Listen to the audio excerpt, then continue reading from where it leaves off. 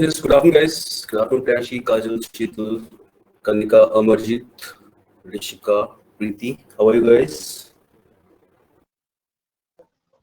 Fine, sir. Fine. Chalo, nice. You should stay fine. I'm also good, Sheetal. Yes, Prashi, I'm fine.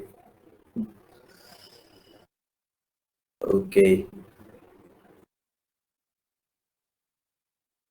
चलो तो फिर आज start करते हैं. लास्ट टाइम हम लोग ऑडियो डूइंग, हम लोगों ने इससे पहले आर्टिकल्स खत्म किया था, उसके बाद वीडियो एक्सरसाइज आर्टिकल्स की. ओके. और आज आरसी करने वाले थे ना कुछ. I thought we should do some passages. Clozes किया है हम लोगों ने आपकी क्लास में भी.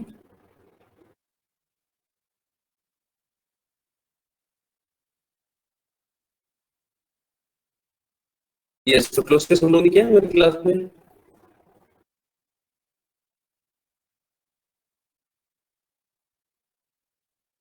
आई बिलीव नहीं किया तो फिर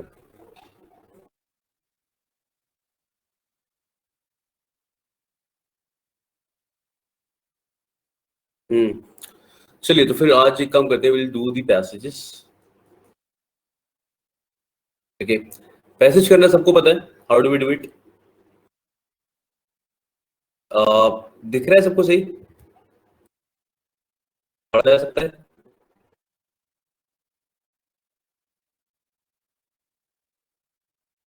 ओके. यस, गुड आफ्टरनून प्रिया.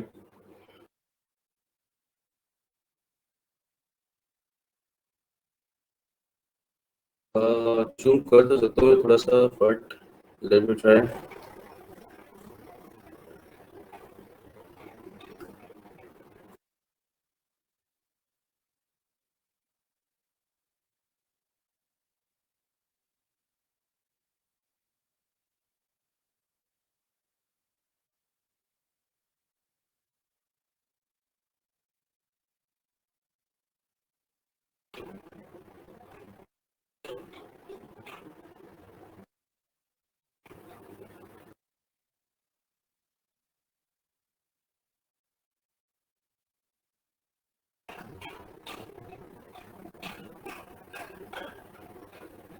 ओके, अब ठीक है ना?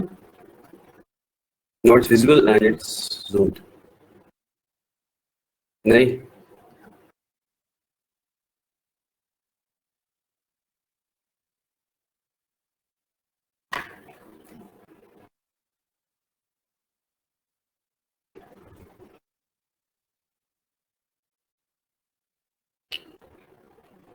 पहले सीधा व्हाट?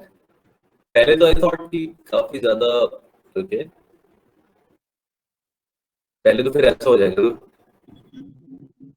सर अभी सही है. अभी ठीक है. अभी ठीक है. हाँ अभी ठीक है.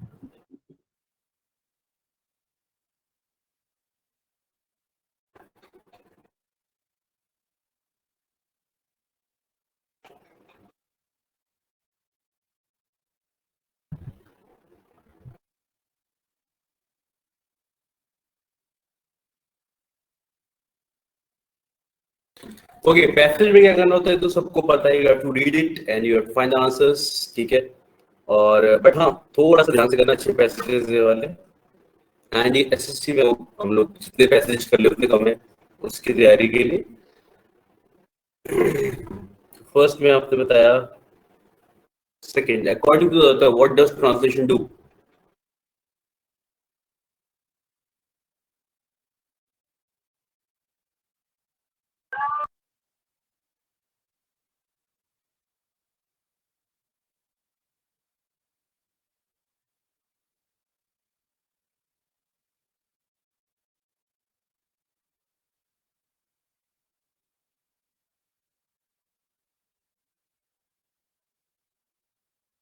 ठीक है.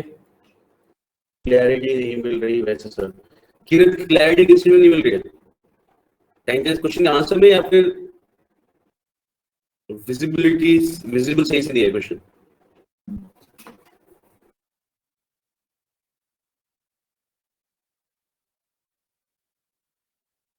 मतलब फर्स्ट का 20 समझ में नहीं आ रहा, मतलब 2 होगा या नहीं, ऐसा इसमें क्लैरिटी नहीं मिल रही आंसर में। ओके, देखते हैं फिर क्या है। अच्छा, विजिबल पूरा है, चलो फिर पढ़ते हैं इसे। तो टेक योर टाइम, इतने जल्दी आंसर नहीं करना है ना, रीड द पैसेज। अभी देखो, पहली चीज ये है कि जब भी हम लोग इस टाइम पे वी आर फाइंडिंग आंसर, जब हम शुरू कर रहे हैं पैसेज को पढ़ना, पैसेज को सॉल्व करना, तो सबसे पहली चीज होती है कि हमें टाइम थोड़ा सा लग जाए, बट हाँ, जो भी आंसर हो हम उसके बारे में श्योर हो। तो रीड इट अगेन, जो भी कुछ पार्ट आंसर जहाँ पे ढूंढ रहे हो, read it and then answer it. First का बी तो है, लेकिन क्लियरिटी को नहीं, वो देखो एक बार।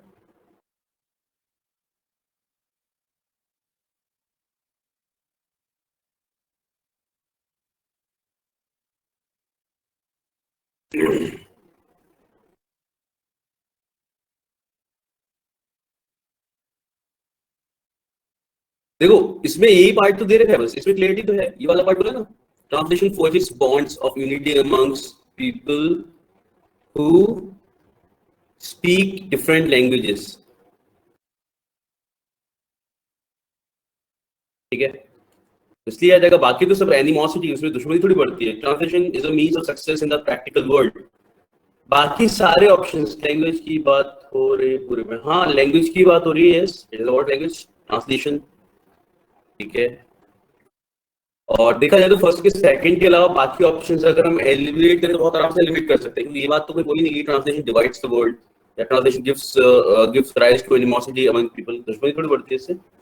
And translation is a means to succeed in the practical world. Yes, second is correct undoubtedly, very clearly. हमें इन 4 ऑप्शंस में से क्लियरिटी चाहिए ना, ये थोड़ी हमें पूरे ऑप्शन सारे पैसेज अभी यहाँ पे यूज करना है इसी एक क्वेश्चन में। ठीक है ना ये वाला।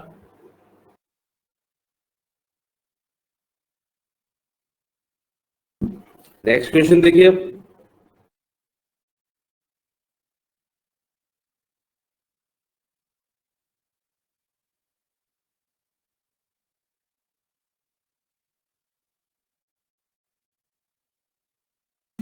यस लोनस,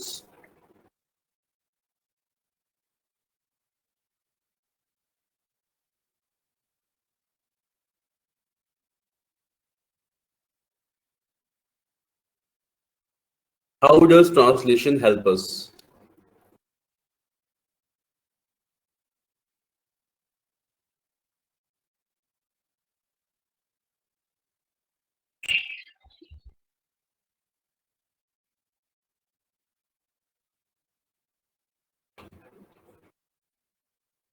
करेक्ट,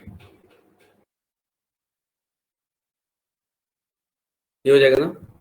यस, तो ट्रांसलेशन क्या करता है? Translation helps in understanding the cultural heritage of a nation।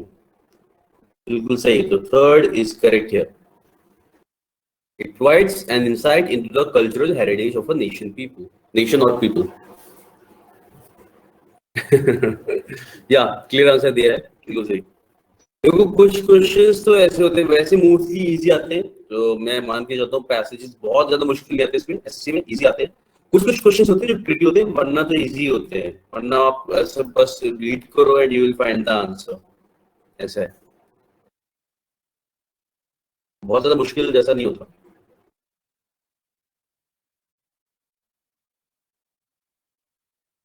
हाँ, या बैंकिंग में और इजी, मतलब इजी, बैंकिंग में थोड़े और अच्छे आते हैं राहुल। ठीक है, बैंकिंग में क्वेश्चन थोड़े से ज्यादा मुश्किल होते हैं, वो वाले भी करेंगे हम लोग। ठीक है, बैंकिंग वाले पैसेज भी करेंगे तो पता चलेगा उसमें और अच्छे क्वेश्चन आते हैं।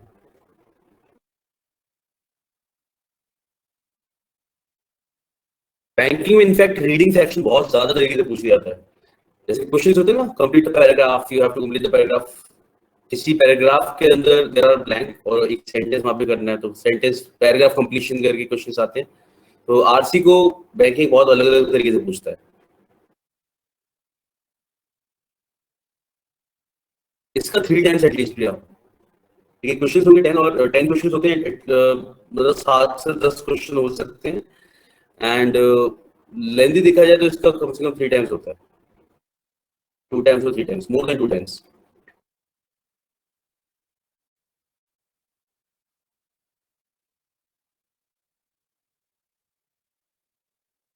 चलिए थर्ड वाले देखते हैं. Globalisation has dash.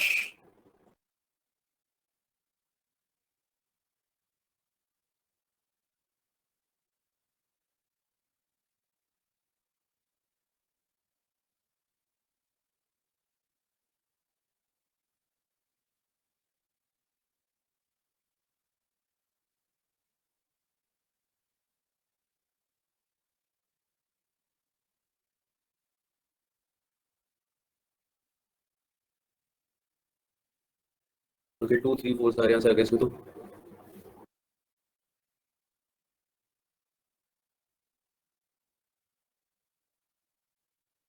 नीचे से अर्थ. इसे ऊपर से काउंट करना ज्यादा आसान है.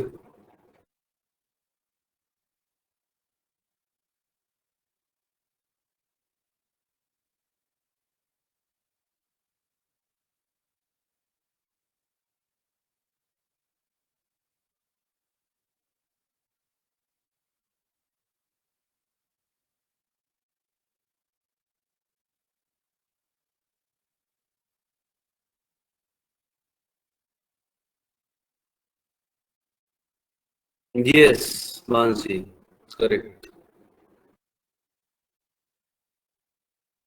You can find the answer here. Read these lines.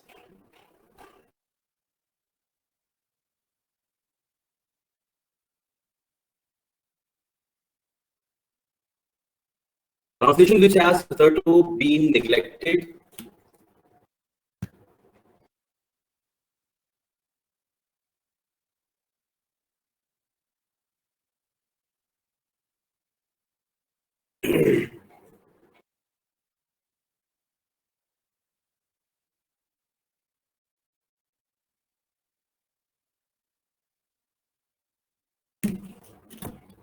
Okay, translation which has hitherto been neglected and marginalized has assumed importance with rapid globalization. जिससे कि निगलेक्ट कर दिया जाता था अभी तक, यानी अभी तक इसे निगलेक्ट कर दिया जाता था या मार्जिनलाइज कर दिया जाता था कि इतना इंपॉर्टेंट नहीं माना जाता था, उसे उसकी इंपॉर्टेंट प्लेस या उसकी उतनी इंपॉर्टेंस मिल गई है, वापस मिल गई है. ठीक है, रैपिड ग्लोबलाइजेशन की वजह से.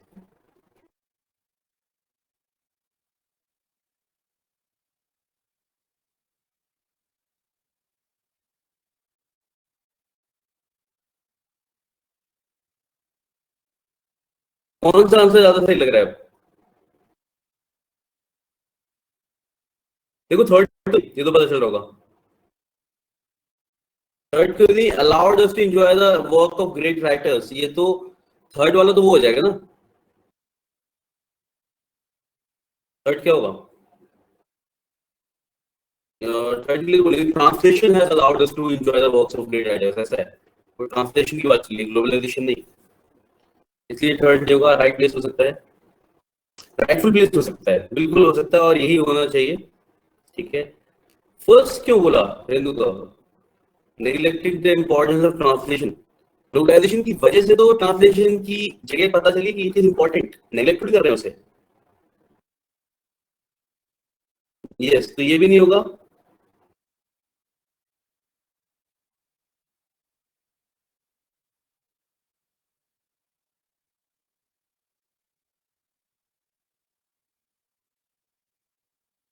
आप देखो जरा सेकंड को फोर्थ. हाँ यस, सेकंड में क्या दिया है दीदी को सेंटेंस में?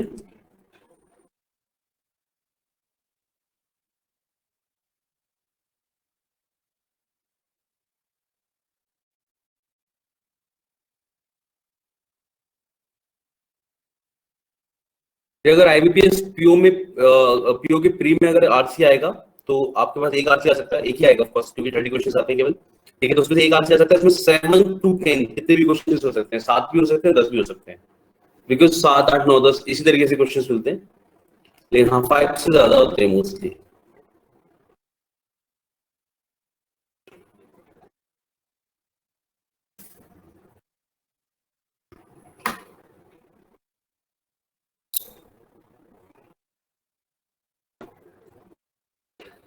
रेणु को इसे ध्यान से पढ़ो, सेंटेंस क्या कह रहा है। सेंटेंस ये कह रहा है translation which has hitherto means till now, till today's date, आज की तारीख तक।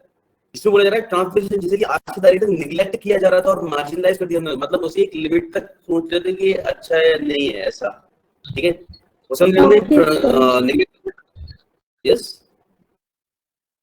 समझ Okay. हाँ। Okay, second वाला option सही होगा sir. That is second, aware of the.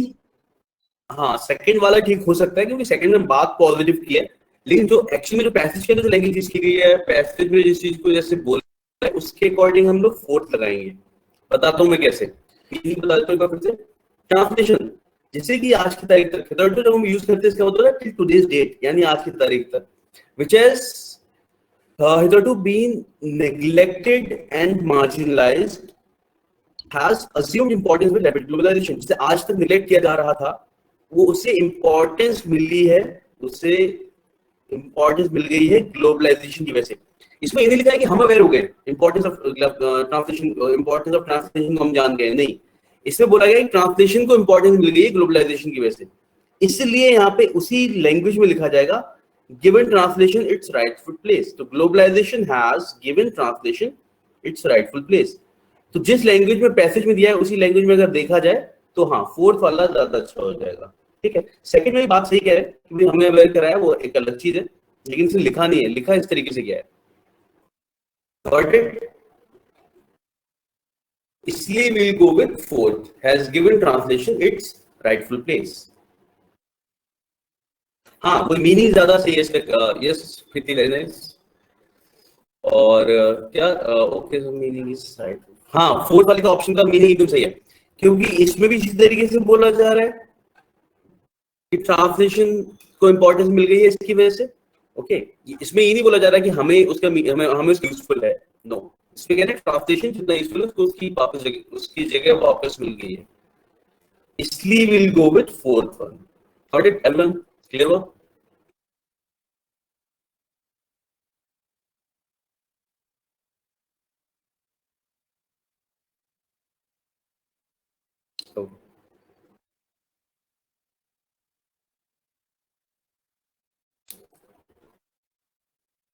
चलिए let's look at the next one.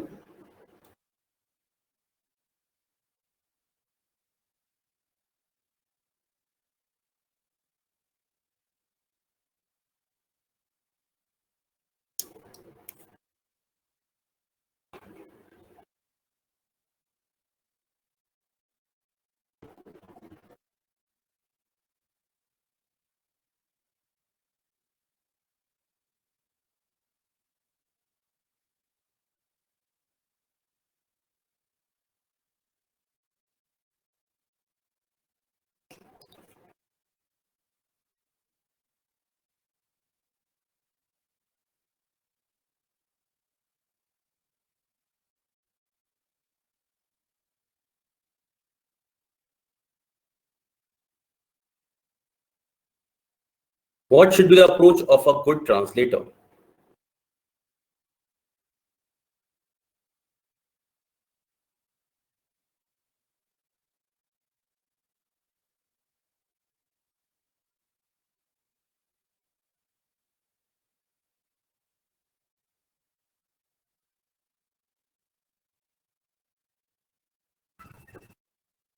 Go away with the nuances and express only the main ideas.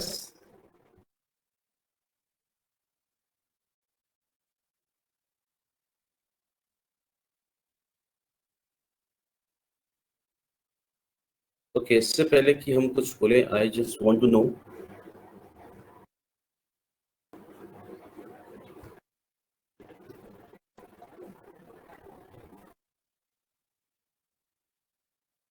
Do away with का मतलब क्या होता है?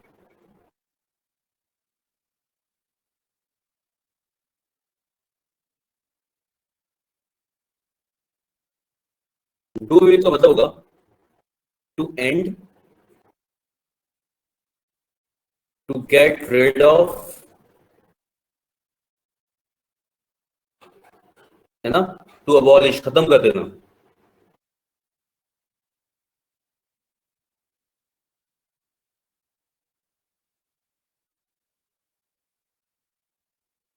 दूसरा मेरा मीनिंग दूसरा एक सवाल है, नुएंसेस का मतलब क्या होता है? व्हाट इज नुएंसेस, पता है?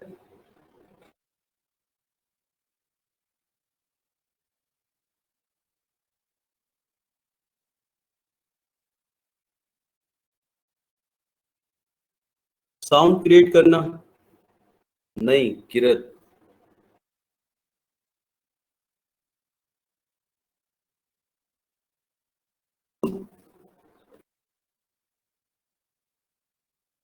तुम इस वर्ड को तो नहीं बोलना चाह रहे?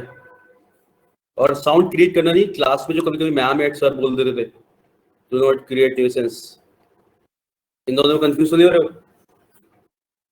These are two different words.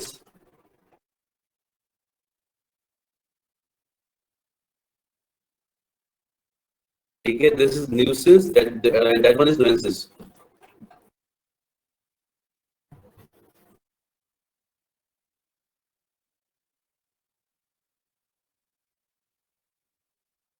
देखो nuances का मतलब होता है डिटेल्स, फाइनेस्ट डिटेल्स, ठीक है, या फिर ऐसा मतलब बारीक जानकारी किसी चीज की, एकदम बारीक किसी भी चीज का कोई भी डिटेल की अगर बात है, फाइनेस्ट डिटेल्स, उसे बोला था नुएंसेस। ठीक है, नुएंस तो कुछ भी होता है, हमारा अनोइंग बिहेवियर, ऑफेंसिव बिहेवियर, उसे बोलते हैं नुएंसेस, अनोइंग या फिर ऑफेंसिव। ठीक है, अच्छा लिखा हुआ नहीं लिखा, चलो ठीक है आज देख लेते हैं फिर।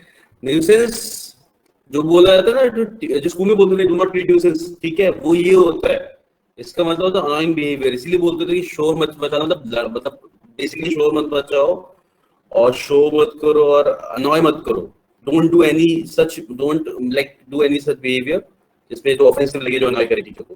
ठीक है, मानसी ये किसका था आपने, न्यूसेंस का?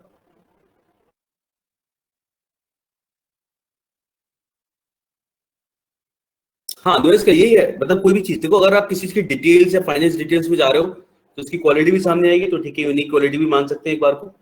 ओके, अब देखो ये वाला वर्ड तो बता देते हैं, न्यूसेंस तो सबको पता चल गया होगा। ठीक है, तो बेसिकली शैतानी करने को जो मना किया जाता था, उसके लिए बोलते थे डू नॉट क्रिएट न्यूसेंस। ठीक है, मिनट होल्ड करेगा।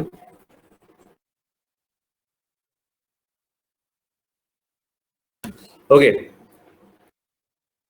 तो ये समझ में आ गया यहाँ तक? अब न्यूएंसेस का मतलब क्या हो जाएगा? Details of finance details. अब ऑप्शंस देखने वाले आपके थर्ड और फोर्थ। अब क्या लग रहा है, अगर कोई बोलेगा do away with the nuances, हाँ सटल डिटेल्स, बिल्कुल सही। तो यहाँ पे सटल, अच्छा सटल का मतलब क्या होता है? सटल का मतलब होता है हिडन। ठीक है, ये सारे वर्ड्स लिख लो, मतलब ये देखा जाए तो यहाँ पे केवल वर्ड से खेल दिया गया है, इसलिए ऐसा हुआ है, वरना आपको एक बार में समझ में आ जाता। ठीक है, यहाँ पे बस वर्ड से खेल रहे हैं, एज इन वर्ड रिप्लेस कर दिए। ठीक है, सो सटल का मतलब क्या होता है? Something hidden. ठीक है,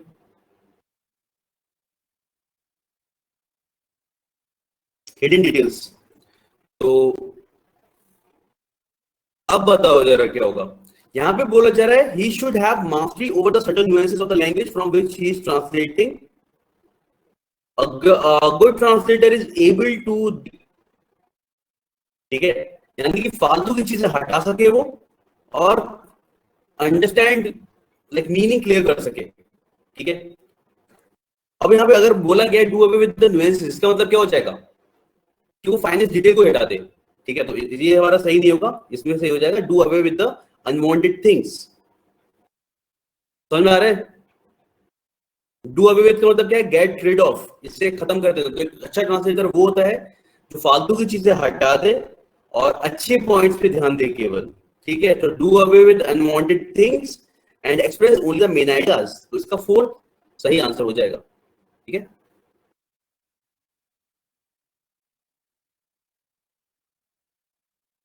यस, सबको क्लियर हो गया? बाकी लोग तो दूसरा आंसर बता रहे थे, थर्ड। ठीक है, तो इस तरीके से काम बनेगा, and this is how you should read. देखो मेरी सबसे ज्यादा इंपॉर्टेंट चीज है, जैसे वाले वर्ड्स हैं, इन्हें नोट कर लेते हैं। सुपरफिशियलिटी किसे बोलते हैं? कोई भी चीज जो शैलो हो, ऊपर ऊपर से किसी चीज को पढ़ लिया जो हल्की है, लाइट है, ज्यादा इंपॉर्टेंट नहीं है, सुपरफिशियल है ना, we should not focus on the superficial things. Shallow बोलते हैं superficial, something which is not as important, जो ज्यादा डीप नहीं है, उसके लिए बोला जाएगा ये। सटल, हिडन, न्यूएंसेस, डिटेल्स, यानी सारे वर्ड्स याद रखना, मतलब आगे के लिए भी these are important words और सब काम आते हैं, ठीक है। चलिए तो नेक्स्ट देखते हैं।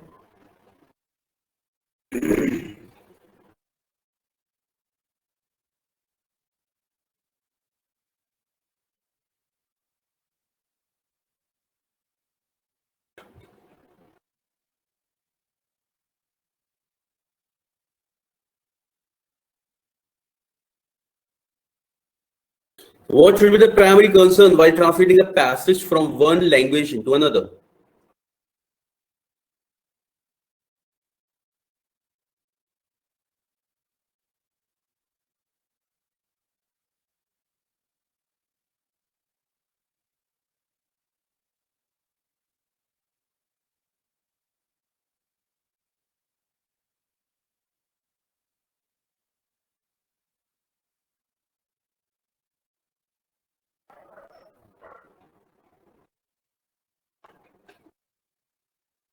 सबको लग रहा है थर्ड ही?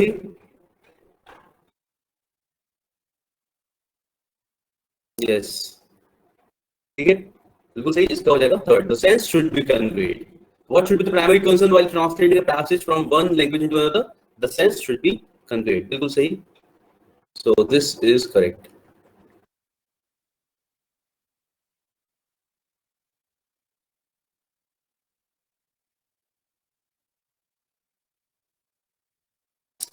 नेक्स्ट मैसेज देखिए। नेक्स्ट कंपैरेटिवली बहुत इजी लगेगा आपको, आराम से you will be able to answer all the questions। और एक बात बताता हूँ, जब भी पैसेज जिस तरीके का हो ना, इसे रीड कर लिया करो। It will take hardly like 1 minute और समथिंग, 1 मिनट में आप इसे पढ़ लोगे आराम से। ऐसे पैसेज को आप पूरा रीड कर लो, देन एक बार में आप आंसर करते हुए चले जाओगे, ऐसा भी हो सकता है। तो इतने छोटे पैसेज को रीड कर लिया करो एक बार में।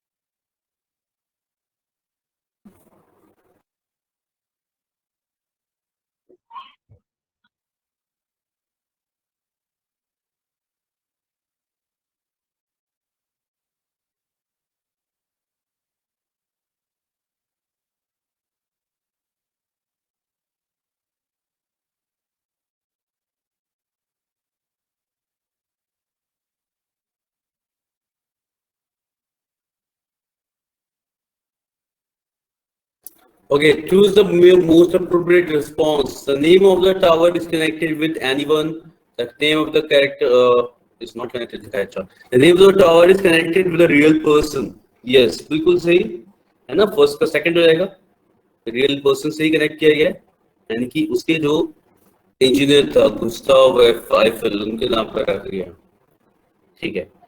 What is the Eiffel Tower made of? Passage इसके लिए, ठीक है। It is made of iron structure. मैंने कहा था कुछ क्वेश्चन बहुत इजी आते हैं। Select the most appropriate answer from the passage.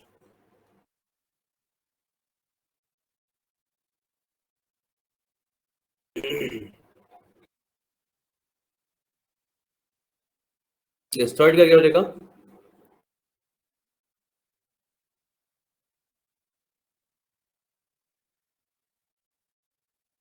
Yes, the Eiffel Tower was criticized at the beginning by French intellectuals and artists.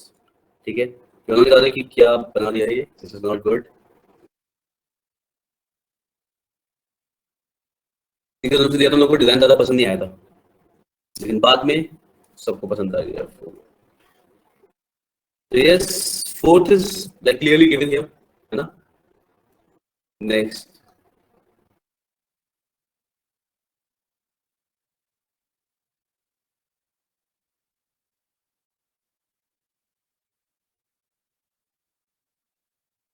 Why is 2010 considered a significant year? 2010 significant क्यों था?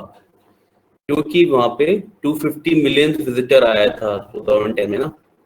तो decline in tourism नहीं, information exchange नहीं, क्योंकि yes, a year marked by a landmark achievement in French tourism. बिल्कुल सही। Yes, fourth का third is correct.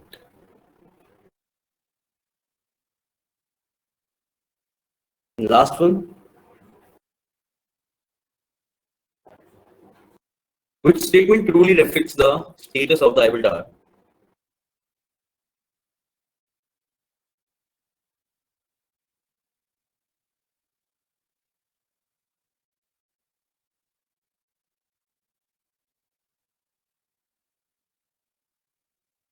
बिल्कुल, Eiffel Tower features prominently in pop culture, यानी कि पॉपुलर कल्चर। हर एक चीज होता है ना, की चीज से लेके एक कुछ भी हर जगह देखने को मिलता है। कोई टावर हम लोग देखते हैं, सब आईफल टावर बोल देते हैं उसके लिए। सही है, तो फर्स्ट इज करेक्ट, बिल्कुल सही, काफी इजी था ये वाला।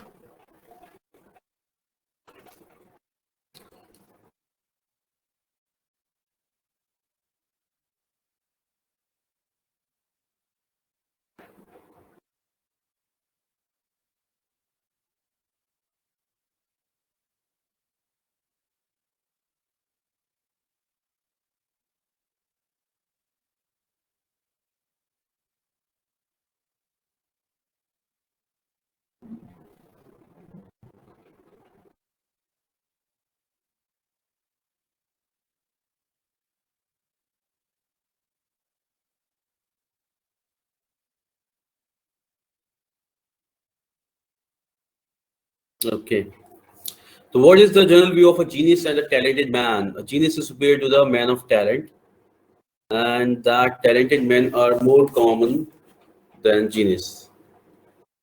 Talented man is a skillful man. Genius is more superior than. मतलब ये तो ग्रामेटिकली इतना इनकरेक्ट है ना फर्स्ट वाला ऑप्शन, तो फिर तो आप बोल ही सकते हो। Yes, third is correct, C से दैट इसका बिल्कुल सही।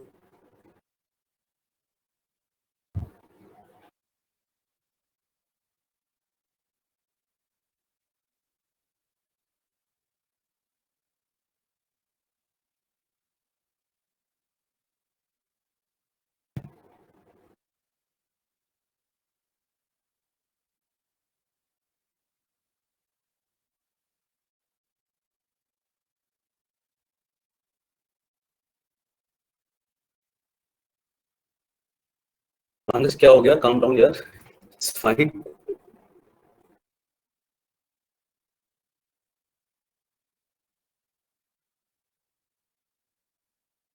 मेरे को समझ में आता है कैसे रिएक्ट किया जाता है ऐसी चीजों पे।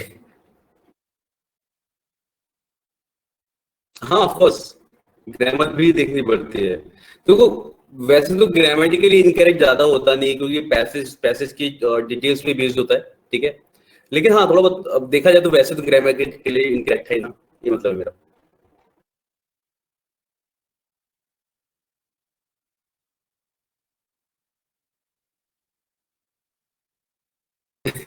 कोई बात नहीं यार, तो चलता रहता है।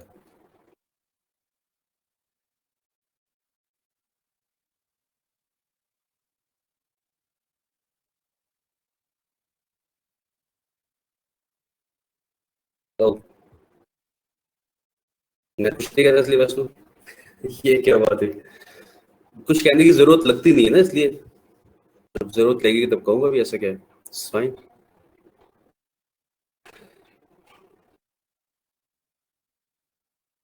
Okay, a genius is a man with dash ideas। कौन सा क्या बताया आपने इसका?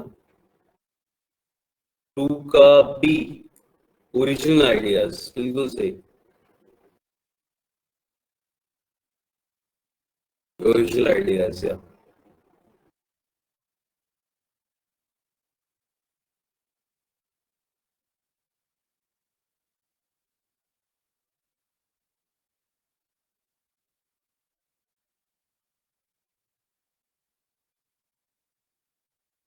yes, to learn to do things is to be talented, correct।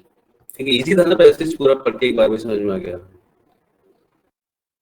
लेकिन ये लाइन अच्छी थी ना, genius does what it must and talent does what it can. This was nice.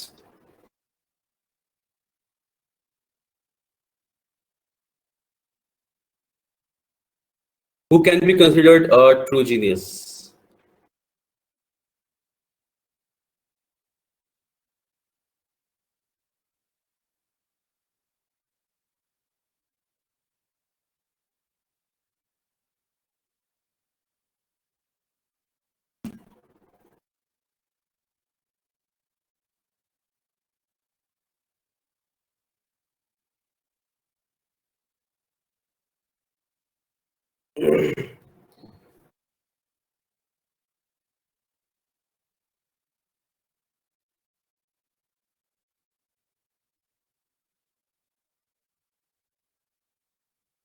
Okay.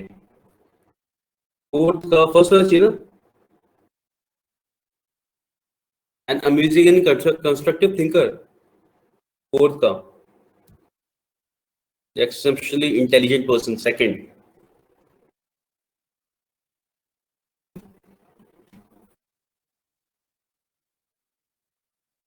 true genius, I don't know, मेरे second ज्यादा अच्छा लग रहा है, an exceptionally intelligent person।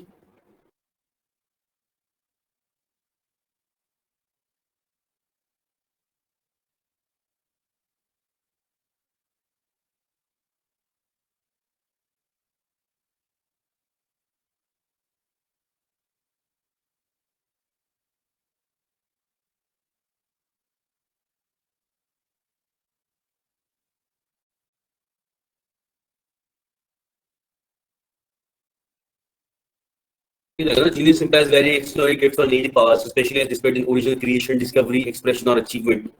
Phenomenal capacity regarded as relatively independent of instruction and training। इसकी भी जरूरत नहीं पड़े उसे, ठीक है। तो एक्सेप्शनली इंटेलिजेंट ही हो जाना चाहिए ना इसका, ये हाँ, फोर का सेकंड रहेगा फिर।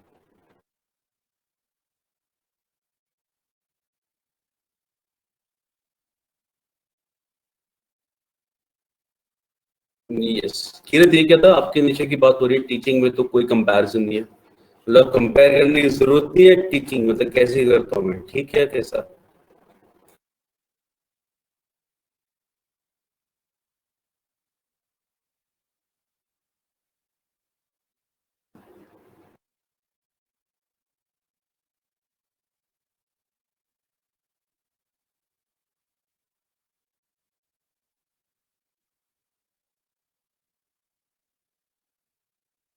As per the ideas expressed in the passage, Shakespeare in drama and poetry is a genius, and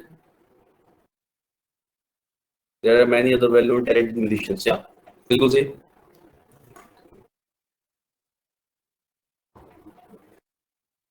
ठीक है ना, बिल्कुल सही।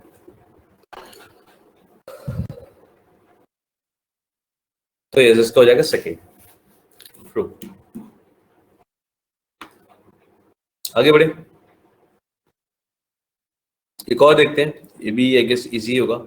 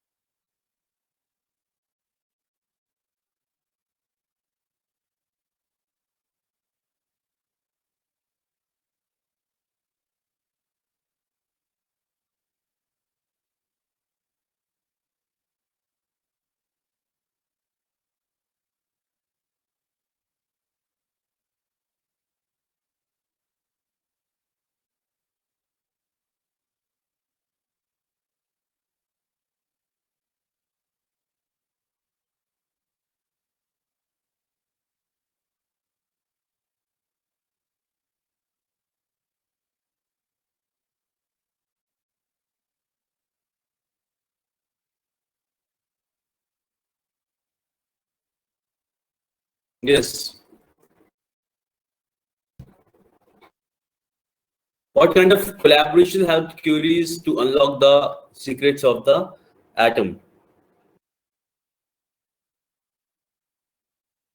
ठीक है, ये जो वर्ड यूज किया ना amicable, marriage, peer and marriage amicable collaboration. तो एमिकेबल का मतलब क्या होता है? फ्रेंडली होता है, बिल्कुल सही। तो इसका हो जाएगा फ्रेंडली। तो peer and marriage amicable collaboration help to unlock the secrets of atom। ठीक है, तो एमिकेबल का मतलब लिख लेना फ्रेंडली।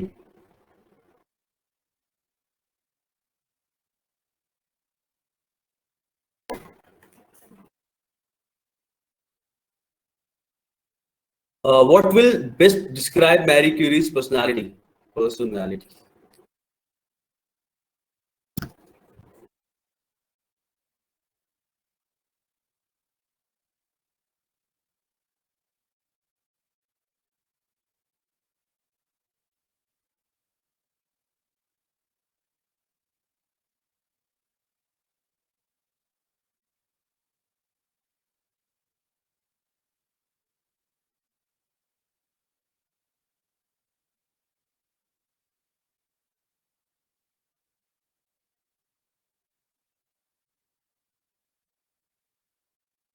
कैजुअल पर्सनालिटी बोले ना, कैजुअल में क्या आ जाएगा? लाइट हार्टेड ना, मतलब चिल रहने वाला टाइप का। तो कैजुअल पर्सनालिटी है लाइट हार्टेड पर्सनालिटी। ठीक है, तो what will best describe Marie Curie's personality? It is light hearted because casual personality, है ना।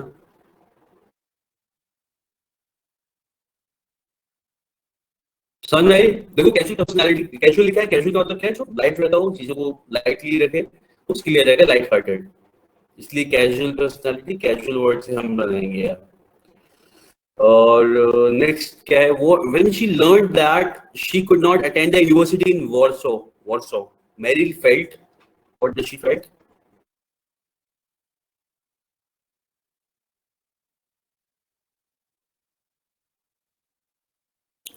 शी बिकेम डिसकंटेंट, ये बोला है ना। इसका मतलब क्या हो जाएगा?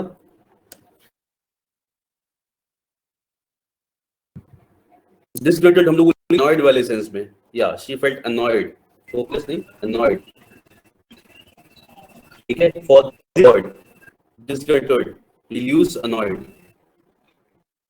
yeah। ठीक है, तो थर्ड का यस annoyed हो जाएगा, बिल्कुल सही।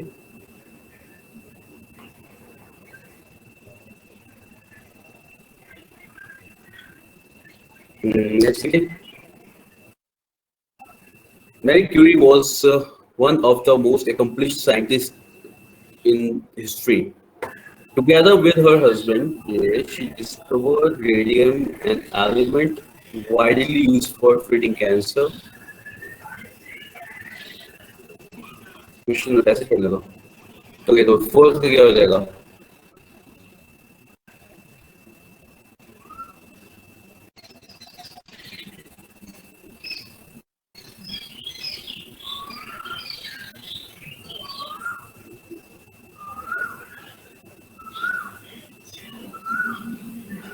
मस्जिद बहुत 12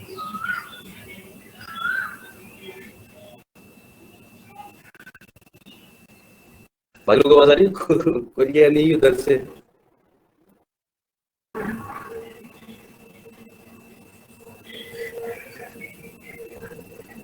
वेरी नाइस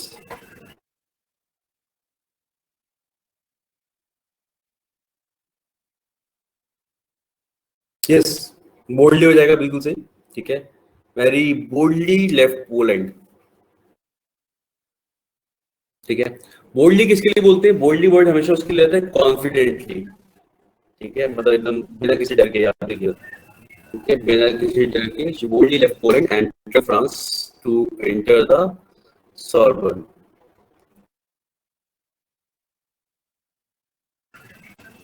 ठीक है तो बोल्डली यानी कि उसने बिना डर के बिना किसी पोलैंड छोड़ दिया ठीक है Marie Curie's doctorate was in which academic discipline? Discipline? किसमें थी?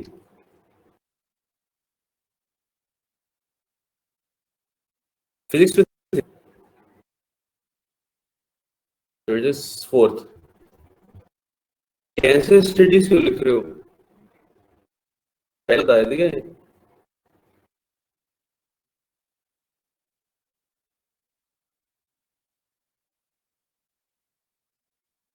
फोर्थ हो जाएगा ना where she earned her master's degree and doctorate in physics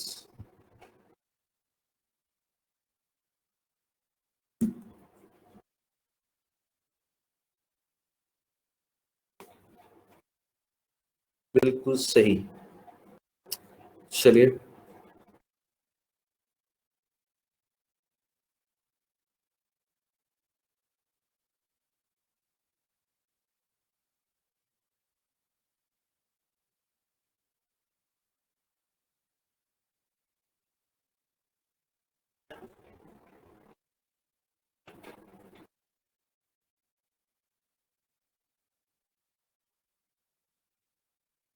चलिए तो these are the passages ठीक है ये I had 4 passages तो ये लेवल मुझे कर लिए थोड़ा समझ में आया ना देखो कुछ और क्वेश्चंस देखेंगे रीडिंग कॉम्प्रिहेंशन के जो बैंकिंग से रिलेटेड कुछ और मतलब पैरेलली साथ में प्रैक्टिस करेंगे यूजफुल तो सभी के लिए ऑफ कोर्स मतलब हम लोग बैंकिंग की कर रहे हो ना कर रहे हो पैसेज किसमें देखो प्री में आने के लिए अगर हम एसएससी की बात करें शीतल तो प्री में तो एक पैसेज आ सकता है 5 क्वेश्चंस का और नहीं भी आ सकता है क्योंकि कई बार केवल क्लोज टेस्ट इसलिए 2 साल से केवल क्लोज टेस्ट आ रहा है 5 क्वेश्चंस का यानी कि 5 ब्लैंक्स वाला ठीक है तो जरूरी नहीं कि मैसेज आए और लेकिन हाँ मेंस में आते हैं आपके पास मेंस में कम से कम आप सोच सकते हैं 4 पैसेज आते हैं जैसे 10 क्वेश्चन के 2 आ गए और 5 क्वेश्चन का 1 आ गया डिपेंड करता है ठीक है तो मेंस में आपको कुछ पैसेज ज्यादा मिलते हैं एंड प्री में तो एक आ जाता है और कभी कभी वो भी नहीं आता क्योंकि प्री में क्या होता है ना उसके अंदर या तो 5 क्वेश्चंस आपको पैसेज में मिलते हैं ठीक है या फिर 5 क्वेश्चंस आपको क्लोज टेस्ट में मिलते हैं यानी वो ब्लैंक्स में ठीक है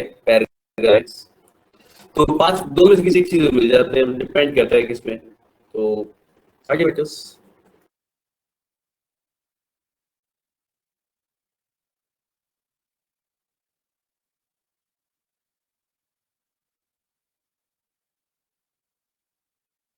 बैंकिंग में भी डिपेंड करता है देखो बैंकिंग में क्या होता है बैंकिंग में तो they might give a passage banking में जनरली आता ही है और 7 से 10 क्वेश्चन आते हैं 7 से 10 क्वेश्चन डिपेंड करता है 7 भी आ सकते हैं 8 भी आ सकते हैं 10 भी आ सकते हैं उसके बाद पैसेज 5 क्लोज टेस्ट के लिए भी हो सकता है इसमें बैंकिंग में ठीक है देखो बैंकिंग में कई बहुत ज्यादा वेरी कर जाता है कई बार पता है आपको 2018 2014 या 15 का पेपर था प्री में क्या आया था आईपीएस पीयू का था शायद प्री ठीक है उसमें 10 क्वेश्चन आए थे पैसेज में think about it 10 question passage के थे 10 question errors and 10 question close थे दैट्स इट ये पैसेज दिया था उस टाइम पे ऑल्दो अब ऐसा नहीं आता है प्री में आप क्वेश्चंस ज्यादा देते हैं मतलब अलग अलग तरीके देते हैं लेकिन ऐसे भी आ चुका है कि 10 क्वेश्चन पैसेज 10 एरर्स थे और 10 क्लोज थे इट डिपेंड्स हमेशा पैटर्न थोड़ा बहुत चेंज होता रहता है लेकिन ज्यादा फर्दर से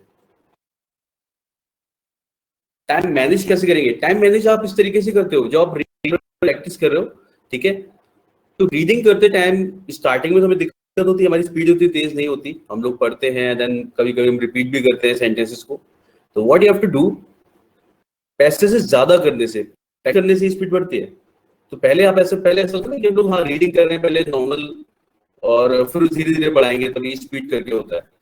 देखो पैसेज में क्या होता है ना, what you have to do, just go through the passage. पूरा पैसेज पढ़ना नहीं होता, जस्ट गो थ्रू इट कि किस बारे में है, कहाँ पे क्या लिखा गया और किस टॉपिक पे और उस टॉपिक पे क्या बात।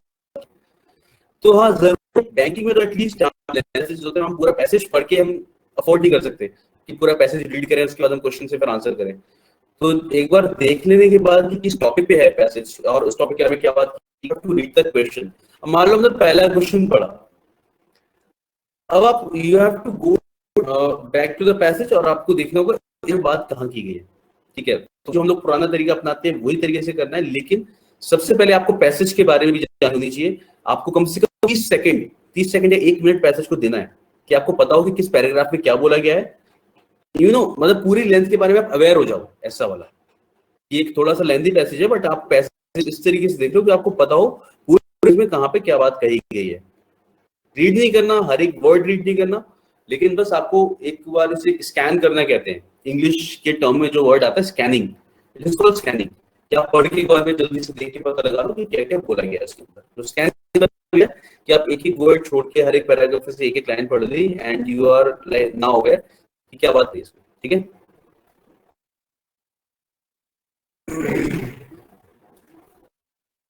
यस। और बस वही से आपकी स्पीड मेंटेन होना शुरू हो जाती है। और कई बार ऐसा होता है ना कि हम लोग रीडिंग कर रहे हैं और हमें नहीं पता कि हमारा तरीका बेस्ट कौन सा है। जो आप जैसे जैसे मैसेज किया, तो इतनी बार जैसे प्रैक्टिस जब करते हो तो ऐसा होता है ना, हम लोग अलग अलग ट्रिक अपनाते हैं कि कैसे करनी है और ऐसा वाला। Practice is the best. उसके बाद आपका अपना तरीका डेवलप हो जाएगा। इट्स नॉट लाइक कि आपको फॉलो ही करना है किसी को, जो मैं कह रहा हूँ वैसे ही करो, आप शुरू करो। बाकी मैं तो बताता ही रहूंगा कि किस तरीके से करना चाहिए, लेकिन कई बार हम अपना तरीका भी डेवलप कर लेते हैं कि हाँ मेरा आंसर इससे जल्दी निकलता है। हाँ फोन स्कैन करता है वैसे ही, ठीक है, उसी तरीके से करना है। ओके, एक दो क्वेश्चन और देखें क्या? These are the questions which I doing yesterday in the SSC one. एक क्वेश्चन देख सकते हैं, मुझे लग रहा है ये वाला।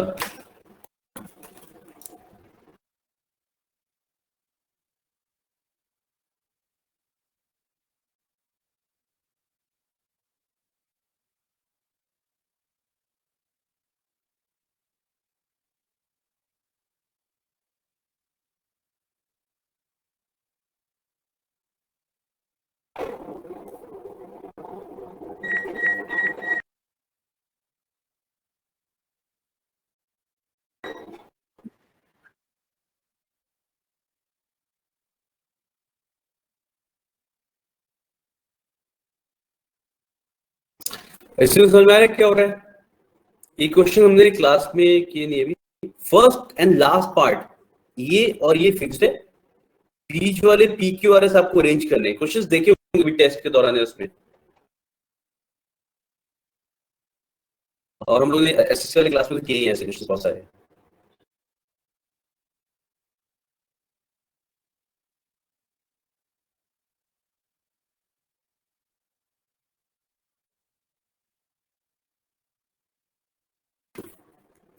It was 7 o'clock in the morning.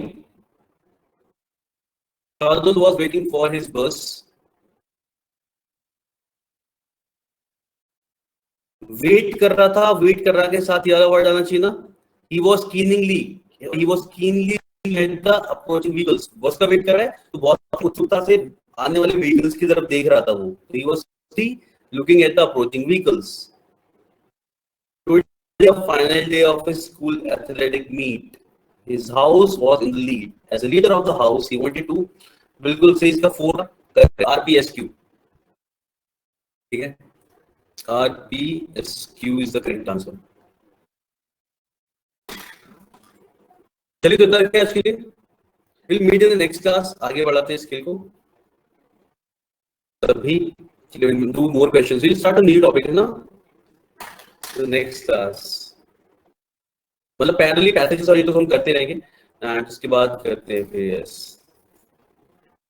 चलो